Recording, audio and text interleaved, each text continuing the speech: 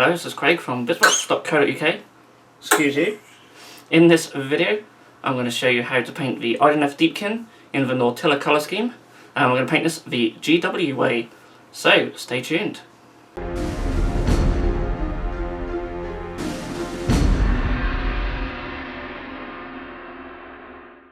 So as I said in the intro, I'm going to be painting the Nautilar colour scheme for the new Idoneth Deepkin. I'm going to be following the guide from the battletome for them from GW, using the same colours that they use. The guide only really sort of tells you what colours to use. I don't really mention what techniques and such to use and how to apply them. So I thought I'd make this video, show you guys how, and then I can sort of see as well how good the guide is and how close my miniature looks to theirs.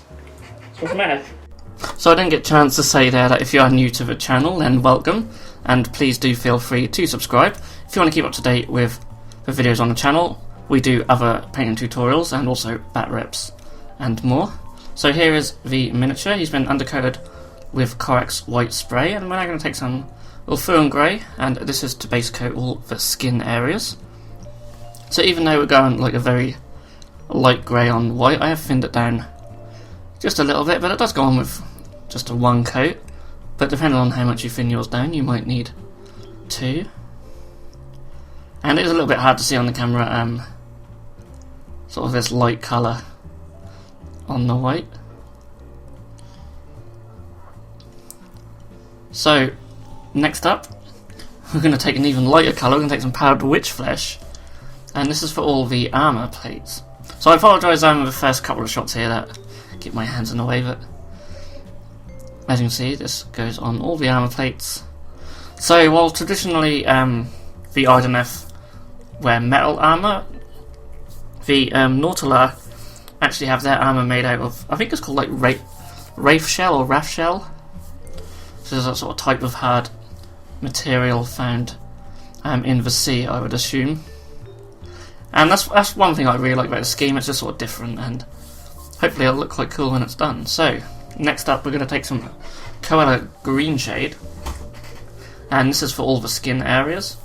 Now I'm just applying it straight out of a pot here, but I am going to just move it around just so it doesn't pool up too much. But really here we're trying to achieve just a sort of dark green in all the shadow areas. It of course will tint the whole skin to this green colour, but that's fine because we'll be going over that later on in the video. So next up, we're going to take some Seraphim Sepia. Now the guide says that this is mixed with a Lamayan medium. It doesn't give you a ratio, so I've just gone a 50-50 mix here, and this is going over all the armour plates. And this will give them that sort of warm orangey colour, or sepia colour. Really worked really well in all the shadows. So be sure to do all the armour plates. They have one round the stomach here. There's also some on their thighs and their shins also.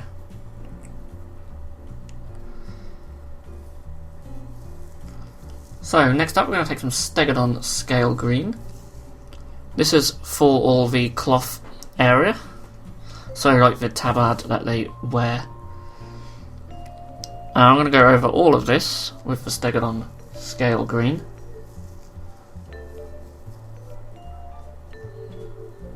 As you can see here, I've thinned it out just a little bit too much. You don't need to thin it out as much as I have there. So that's just slightly too thin, but you might need a couple of thin coats to get a nice smooth finish with this colour. And you see I'm putting on slightly thicker on the back here. Still thinned out, but that's more of the effect that we're going for. And I've just gone over all the cloth, including the trim. So the next colour is Thousand Suns Blue, and this is for the trousers. There's not a great deal of trousers shown, so you just got to work your way around just very carefully. Obviously we've painted around the bits around this area now, so we've got to take a small brush and just carefully just work it in this area. There's a little bit more trouser on the back of the leg, but on the front there's just this tiny little bit just on the thighs.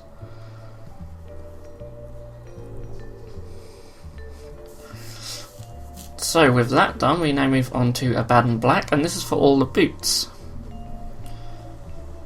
So obviously straight away you can see the sort of toes poking through the bottom there. And the boots sort of go halfway up his legs, or sort of up to his knees, I think. It's a bit hard to see it on the back, roughly where the boots begin and the trouser end, so I sort of guessed a little bit. And again, I thinned it out slightly, but it does apply quite easy over white, as you would expect. So the next colour we're going to take is Bieltan Green, and this is to go on all the cloth that we did earlier. This just gives it just a little bit of a sort of green hint, a little bit of sort of, not a glow I'd say, but sort of like a tint. And we just apply this just all over. Just changes the colour just ever so slightly.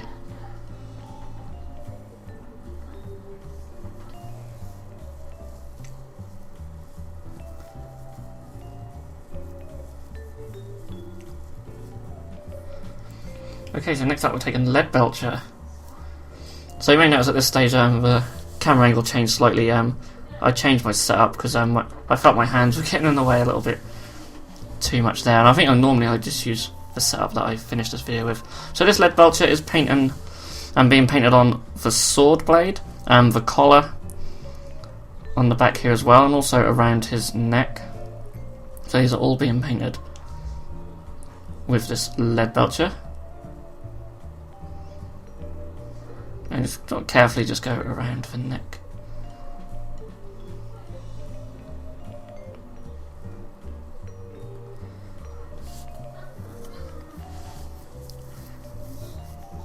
Okay, so now we're going to take some Fulgurite Copper, and this is for the sort of copper areas, or goldy looking areas, just on the sword.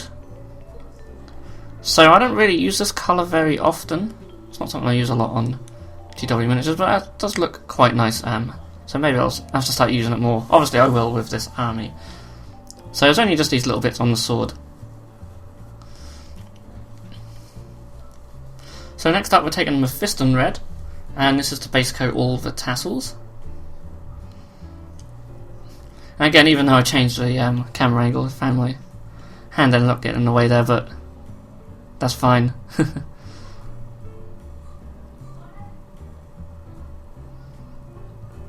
So yeah, at this point I didn't really thin it down as much, which is why it weren't really applying very well, but of course off camera I finished it off and it all looked very nice. And then next up we are getting some Ogren Camo, and this is for all the trim around the cloth. So if you're not too sure, it's always worth looking at the box art for where this trim is. You'll definitely need 2 thin coats at least here, as it is going over quite a dark colour, and this is a layer paint as well, and you don't really want to slop it on too thick. So yeah, definitely recommend 2 or 3 thin coats for this stage.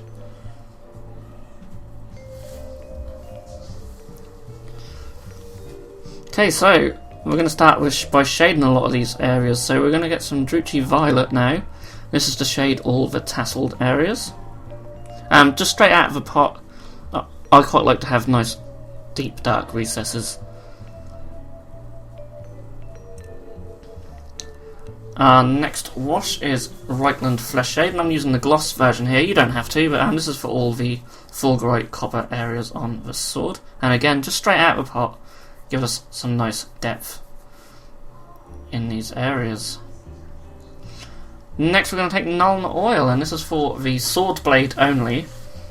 We're going to put a different colour wash over the collar areas, so just on the sword blade. Again, I'm just going straight out of the pot. That darkens it down quite nicely and give it some nice bits of depth there.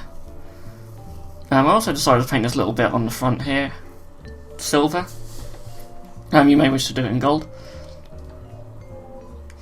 So next up I take some Dragonhof Nightshade, and this is going to be for the collar areas.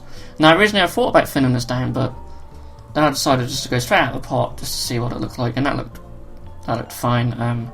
gave these silver areas a nice sort of blue tint and made it look different from the sword, which was very nice. So the next step is to take some Ulthuan Grey once again, and we're now going to begin layering up some of these colours. So with the skin, I've thinned it out. It's very important that you do thin your paint on this step, and essentially we're just going over and leaving all the recesses with that green. So this will really brighten the skin up and just give it that sort of off-white look with the green in the recesses. So I'm just very carefully just going around all these areas, as shown you on the arm here, working on them fingers very carefully. So just take your time with this step, it will take a little while, as will this step where we're going to take some pallid witch flesh, although not as bad as the previous step, but this is for all the armour, so we're just hitting all the raised points. We're not being quite as bad as we were with the Ulthuan Grey. We're just going to hit all the higher points, all the sort of parts that stick out on the armour, like all the little decorations and such. So again, I've just kept the paint nice and thin, just to make it a lot easier to apply, and I'm using a small brush. I'm mainly using a size 0 brush in this video with a nice point on it, which will really help just paint all these little raised areas. So the next step is to take some white scar, and this is for an extreme highlight on both the skin and the armour that we just painted. So not doing a great deal on the skin here, just getting the knuckles, and a few points on the face as well. So just like above the eyes, the nose, top of the cheeks, and the ears as well. Sort of a sharper point. You only really need a tiny little bit of this. And I'm just sort of doing the sharper points on the muscles as well. And I apologise, it's a bit hard to really see where these are going due to the lights when I'm filming. And with the armour, it's just all the sharp corners where all these lines sort of meet. So definitely like the points here. And this is quite a subtle highlight really, it's not that much brighter than the previous step. So, next up, we're going to take some Harriman Blue, and this is for the trousers.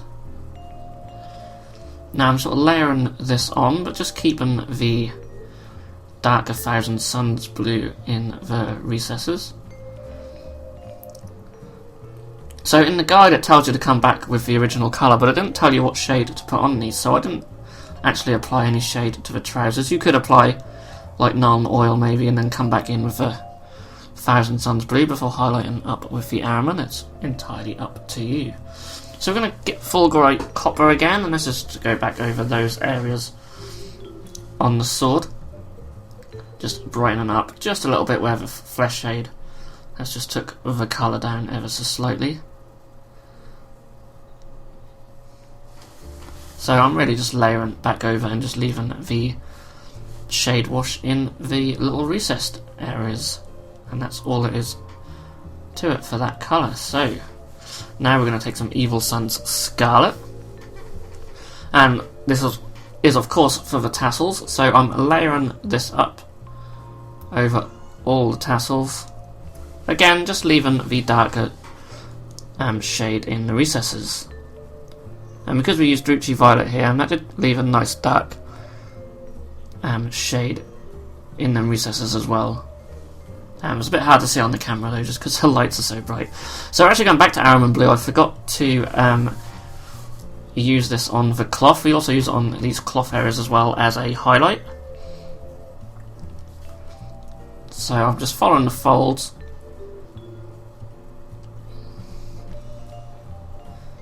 And you notice there's a little bit there where the trim should be, so I'm going to go back and paint that in after this step. And yeah, I'm just following these folds. I didn't thin down the paint as much as I should have, so it does look a little bit stark when it dries. So just be mindful of that when you do it, especially this highlight I've just applied now. I'm going to go back and neaten that up at a later point. So next we're going to take some Scream and Skull. It does say Scream and Skull under there, and this is to highlight the trim. So you've got to be very careful here. Again, thin the paint out and just follow those areas very carefully around the trim.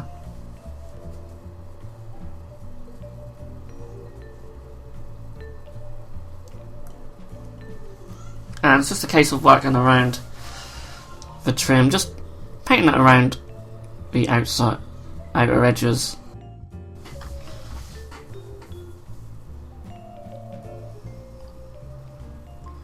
So the next step in painting this miniature is to take some Fire Dragon Bright. This is sort of an extreme highlight for these tassels. I'm mainly sort of painting it towards the tips. But if you want yours to look a little bit more orange, you could paint even more as on. Now I've thinned it down as always. It looks a little stark as it goes on, but it does dry a little bit darker, so it won't look quite as extreme when it's dry. But it does just add just an extra little highlight to these tassels, which I think they really benefit from. So again, just use a tip of your brush and just very carefully paint on these highlights.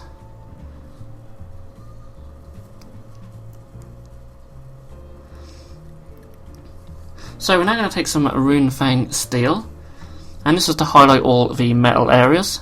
Now this includes the sword and the collar as well, and I'm just running the edge of my brush along the base of the sword there, just to pick out a sharp highlight there. Just carefully running around this bit as well. And we're also highlighting the copper areas with this as well, but just a very subtle little highlight just on the sharper little edges. You see there's just a couple of white dots on the copper where I get that sometimes with the metallic paints. And we're just doing these spikes here as well, and we're going to run a highlight across the centre of the collar as well. So the final step in painting this miniature is to take some blood for the Blood God, and this is just for the little gem on the front. Now of course you could use one of the GW gem paints, or you could even just paint up how you'd usually paint gems. But the painting guide says to use blood for the Blood God for the gem, and that works quite well. It's a glossy red paint. And here is the finished miniature. So yeah, great fun to paint actually. I've really enjoyed painting him. As you can see, I've done the base as well, just a simple little sand base. That's how I'm going to base my entire army of these. So I have a whole squad left to finish off, which I'll be doing soon, and I'll be painting miniatures from this army on my live streams, and you can catch them every Thursday evening. So I hope you guys have enjoyed watching this painting tutorial. I am open to suggestions for which other tutorials you guys would like to see, so if there's anything you'd like to see me paint up, then please do leave a comment in the description below. I'm happy to do full miniatures or quick tips, etc. So yeah, as always, if you have enjoyed this video, then please do give it a thumbs up, and then I'll know that you guys enjoy it, and I'll definitely be making some more. I have a few other painting tutorials planned, so you'll be seeing them in the future. If you enjoyed this video, then please feel free to subscribe to our channel if you haven't done so already. You can also click that bell icon to be notified when a new video has gone live on this channel. On the screen now are 2 more videos that you may wish to check out, and a link to our Patreon page also. Thank you so much for watching, and we'll see you again soon.